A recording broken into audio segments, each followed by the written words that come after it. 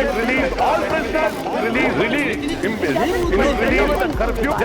कल तमिलनाडु में हुए हेलीकॉप्टर हादसे पर रक्षा मंत्री राजनाथ सिंह ने आज संसद में क्या बताया, इसी हादसे में मारे गए लोगों को श्रद्धांजलि देने के नाम पर विपक्ष क्यों नाराज हो गया, और लोकसभा में कांग्रेस के नेता अधीर रंजन चौधरी ने गृह मंत्री अमित शाह पर कौन सा आरोप लगाया, ये सब आपको बताएंगे। नमस्ते, मैं हूं सौरभ और आप देख रहे हैं हमारा खास शो संसद में आज। इस शो में हम बताते हैं कि हमारे सांसदों ने संसद में कौन से अहम मुद्दों पर चर्चा की, कौन सा बिल पास हुआ, काम हुआ भी या सिर्फ हंगामा ही चलता रहा। तो चलिए शुरू करते हैं। संसद के शीतकालीन सत्र का आज 9वां दिन था। आज संसद के दोनों ही सदनों में रक्षा मंत्री राजनाथ सिंह ने तमिलनाडु में हुए हेलीकॉप्टर हादसे पर बयान दिया। ये इस मसले पर सरकार का पहला आधिकारिक बयान था। आपको पता ही है कि कल तमिलनाडु के कुन्नूर में वायुसेना का एक हेलीकॉप्टर दुर्घटनाग्रस्त हुआ था। इस हादसे में देश के सबसे बड़े सैन्य अधिकारी सीडीएस जनरल विपिन रावत सहित 13 लोगों की मौत हो गई थी। कल हुई इस दुखद घटना का असर आज संसद में साफ साफ नजर आया। संसद की कार्यवाही शुरू होने के साथ ही रक्षा मंत्री ने पहले लोकसभा में बयान दिया, इसके बाद वो राज्यसभा पहुंचे और वहां भी बयान दिया। आइए आगे बढ़ने से पहले ये बयान सुन लेते हैं। आज मैं बड़े दुख और भारी मन से 8 दिसंबर 2021 की दोपहर में हुई मिलिट्री हेलीकॉप्टर, जिसमें भारत के प्रथम chief of defence staff general Bipin Rawat, उनकी धर्मपत्नी एवं 12 अन्य सवार थे, की दुर्घटना के दुर्भाग्यपूर्ण समाचार से अवगत कराने के लिए आप सबके बीच खड़ा हुआ। General Bipin Rawat defence services staff college Wellington के स्टूडेंट ऑफिसर से इंटरेक्ट करने के लिए अपने एक शेड्यूल्ड विजिट पर थे।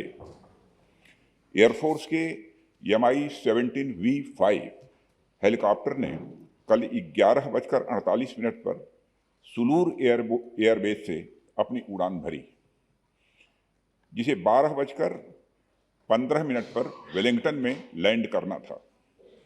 सुलूर एयरबेस के एयर ट्रैफिक कंट्रोल ने लगभग 12:08 पर हेलीकॉप्टर से अपना कांटेक्ट खो दिया। बाद में कुन्नूर के पास जंगल में कुछ स्थानीय लोगों ने आग लगी हुई देखी। जब वे भागकर उस स्थान पर पहुंचे तो उन्होंने मिलिट्री हेलीकॉप्टर के अवशेष को आग की लपटों से घिरा हुआ देखा। स्थानीय प्रशासन से एक बचाव दल उस जगह पर पहुंच गया। उन्होंने क्रैश साइट से सर्वाइवर्स को रिकवर करने का भी प्रयास किया। उस अवशेष से जितने भी लोगों को निकाला जा सका, उन सबको यथाशीघ्र वेलिंगटन के मिलिट्री हॉस्पिटल पहुंचाया गया। प्राप्त जानकारी के अनुसार उस हेलीकॉप्टर में सवार कुल 14 लोगों में से 13 लोगों की मृत्यु हो गई। जिन लोगों की दुर्भाग्यपूर्ण मौतें हुई उनमें चीफ ऑफ डिफेंस स्टाफ और उनकी धर्मपत्नी श्रीमती मधुलिका रावत, उनके रक्षा सलाहकार brigadier Lakhwinder Singh Lidder, staff officer lieutenant colonel Harjinder Singh और एयर फोर्स हेलीकॉप्टर क्रू समेत आर्म्ड फोर्सेस के अन्य 9 लोग शामिल हैं। उनके नाम हैं wing commander Prithvi Singh Chauhan, squadron leader Kuldeep Singh, junior warrant officer Rana Pratap Das, junior warrant officer Arakkal Pradeep, Harvinder Satpal Rai, Naik Gursewak Singh, Naik Jitendra Kumar, lance Naik Vivek Kumar, lance Naik B Sai Teja. सभी पार्थिव शरीर को आज शाम तक इंडियन एयरफोर्स प्लेन से दिल्ली लाया जाएगा। Group captain Varun Singh Wellington के मिलिट्री हॉस्पिटल में लाइफ सपोर्ट पर हैं और उन्हें बचाने के हर संभव प्रयास किए जा रहे हैं। अध्यक्ष महोदय, air chief marshal Shri V R. Chaudhary को घटनास्थल पर दुर्घटना की सूचना प्राप्त होने पर कल ही भेज दिया गया है। उन्होंने घटनास्थल एवं वेलिंगटन हॉस्पिटल जाकर स्थिति का जायजा लिया। इस दुर्घटना के संबंध में इंडियन एयरफोर्स द्वारा एयर मार्शल मानवेंद्र सिंह की अध्यक्षता में एक ट्राई सर्विस इंक्वायरी के भी आदेश दे दिए गए हैं। इंक्वायरी टीम कि ऑफिसर्स ने कल ही वेलिंगटन पहुंचकर अपना कार्य भी प्रारंभ कर दिया। चीफ ऑफ डिफेंस स्टाफ का अंतिम संस्कार फुल मिलिट्री ऑनर्स के साथ किया जाएगा और अन्य सभी मिलिट्री पर्सनल का अंतिम संस्कार भी एप्रोप्रिएट मिलिट्री ऑनर के साथ किया जाएगा। अध्यक्ष महोदय, अंत में मैं देश की ओर से सभी दिवंगत लोगों को हार्दिक श्रद्धांजलि अर्पित करता हूं और उनके परिवारजनों के प्रति अपनी संवेदना भी व्यक्त करता हूं। रक्षा मंत्री का बयान होने के बाद दोनों ही सदनों में मृतकों को श्रद्धांजलि दी गई, लेकिन एक पेंच यहीं फंस गया। सुबह विपक्ष की तरफ से कहा गया था कि इस दुखद हादसे की वजह से आज कोई धरना प्रदर्शन नहीं होगा, लेकिन राज्यसभा में ऐसा कुछ हुआ जिससे विपक्ष नाराज हो गया। हुआ यूं कि शून्यकाल के दौरान राज्यसभा में विपक्ष के नेता मल्लिकार्जुन खड़गे ने उपसभापति से कहा कि शोक व्यक्त करने के लिए सभी लोगों को 2-2 मिनट का मौका दें, लेकिन उपसभापति ने कहा कि राज्यसभा में सभी ने सामूहिक रूप से शोक व्यक्त किया है, इसके लिए अलग से कोई प्रावधान नहीं है। और ऐसा होने के बाद विपक्ष ने हेलीकॉप्टर हादसे में मारे गए CDS विपिन रावत और 13 अन्य लोगों की मौत पर संसद परिसर में गांधी प्रतिमा के सामने शोक व्यक्त किया और श्रद्धांजलि दी, जिसकी तस्वीरें आप अपने स्क्रीन पर देख रहे हैं। बेहतर होता कि इसकी नौबत ना आती और कम से कम आज के दिन विपक्ष नाराज फूफा जैसा व्यवहार ना करता। खैर, जो होना तो सो हुआ, हम तो आपको आगे का हाल दिखाते और बताते हैं। आज लोकसभा में केंद्रीय सतर्कता आयोग संशोधन विधेयक 2021 और विशेष पुलिस स्थापना संशोधन विधेयक 2021 और राज्यसभा में the national institute of pharmaceutical education and research संशोधन बिल 2021 पर चर्चा हुई। राज्यसभा में इस बिल पर चर्चा के दौरान आरजेडी सांसद मनोज झा ने कहा कि वो बिल का समर्थन करते हैं, लेकिन साथ ही सरकार से कहना चाहते हैं कि संसद में जो बर्फ जम गई है उसे पिघला दिया जाए। आप हैरान मत होइए, संसद में कोई बर्फबारी नहीं हुई है। मनोज झा सरकार और विपक्ष के बीच बने गतिरोध को खत्म करने की बात कर रहे थे। अब ये तो पता नहीं कि बर्फ इस सत्र में पिघलेगी या नहीं, लेकिन आज के दिन लोकसभा में भी अच्छी चर्चा हुई। प्रश्नकाल के दौरान अमरोहा से सांसद कुंवर दानिश द्वारा पूछे गए एक सवाल के जवाब में अल्पसंख्यक कार्य मंत्री मुख्तार अब्बास नकवी ने बताया कि कोरोना के चलते 2020 और 2021 में हज नहीं हुआ, लेकिन 2019 में भारत के सबसे ज्यादा लोग हज पर गए थे। उनका पूरा बयान सुन लीजिए। सबसे पहले तो जो माननीय सदस्य ने कहा है कि हज कमेटी और हज कमेटी के कारण पूरी की पूरी हज की व्यवस्था में दिक्कत आ रही, मैं जानकारी आपके माध्यम से देना चाहूँगा कि हज प्रोसेस और हज प्रक्रिया में हज committee of India, ministry of minority affairs, ministry of health, ministry of civil aviation, ministry of home और कई विभागों के साथ साथ जो जद्दा में हमारे CGI हैं, उनकी पूरी की पूरी टीम लग करके और हज को सुगम तरीके से, सरल तरीके से, सफल तरीके से हो सके, इस काम को करते हैं। आदरणीय अध्यक्ष जी, पिछले 2 वर्षों से कोरोना पैंडेमिक के चलते और सऊदी अरब किंगडम के जो भी दिशा निर्देश हैं उसके कारण हज 2020 और 2021 नहीं हुआ। और हमें इस बात को कहने में आपके माध्यम से खुशी है कि प्रधानमंत्री नरेंद्र मोदी जी के नेतृत्व में भारत से सबसे ज़्यादा इतिहास में हज यात्री हज यात्रा पर 2019 में जा चुके हैं।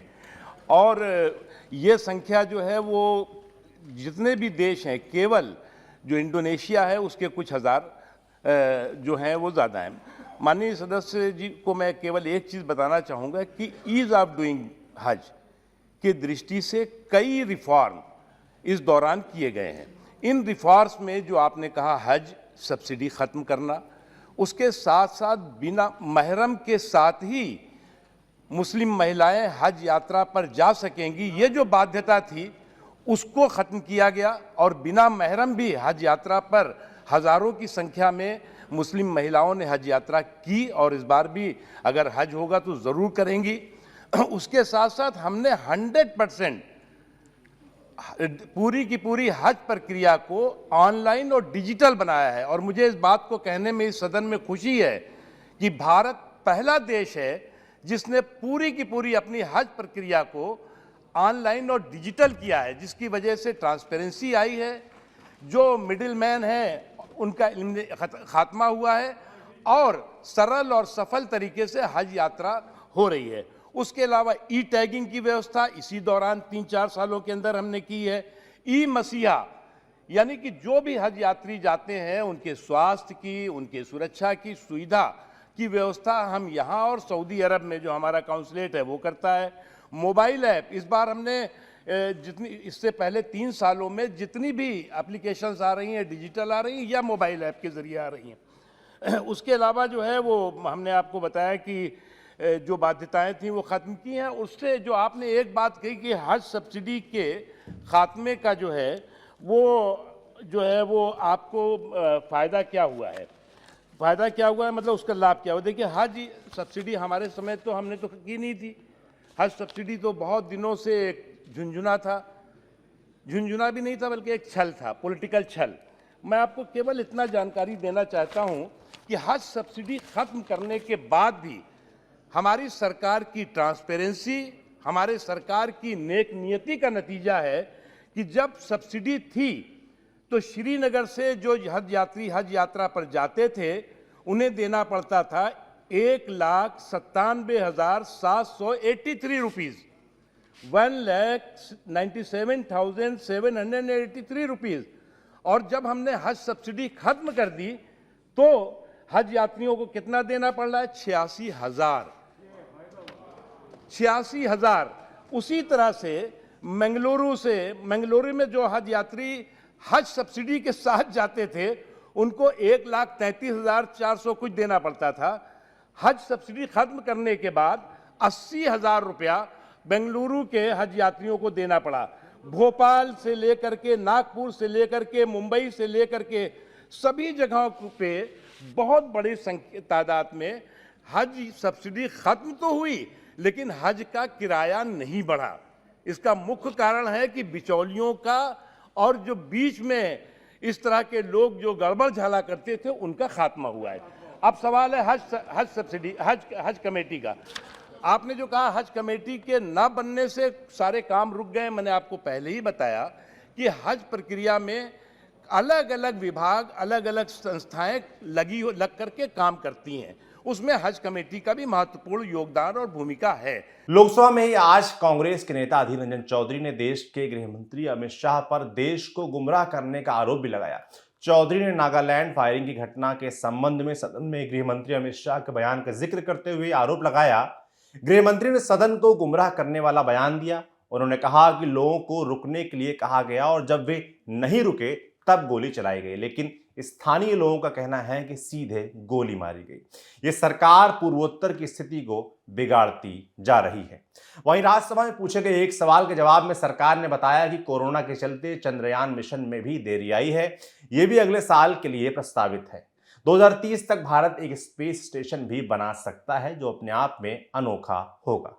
चलिए, अच्छा ही है, हम जमीन पर तरक्की करने के साथ साथ स्पेस में भी जगह बनाने में लगे हैं। तो आज का दिन संसद के हिसाब से बेहतर रहा। कम से कम इस सत्र के पहले दिन से जो गतिरोध देखने को मिल रहा था वो आज देखने को नहीं मिला।